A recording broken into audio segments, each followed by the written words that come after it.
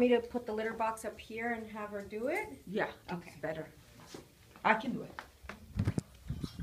There you go. All right, Selena.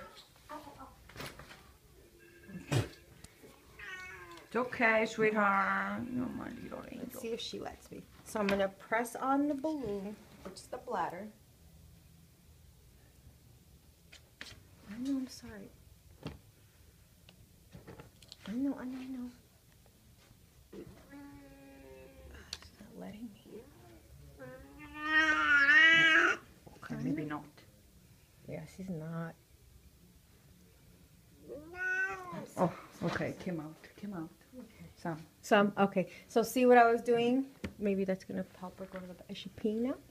Because sometimes when you express it, then they start going. I think. Are you going? She doesn't like it all. No, it's not comfortable. It's like someone pressing on you. It doesn't feel good. And after a while, they get used to it. So, but you felt that balloon? That Yes. balloon? You just you press like this hard. Okay. Can you just show me up here? Like you do that? Yeah. So let's say this is the bladder. You're going to do this.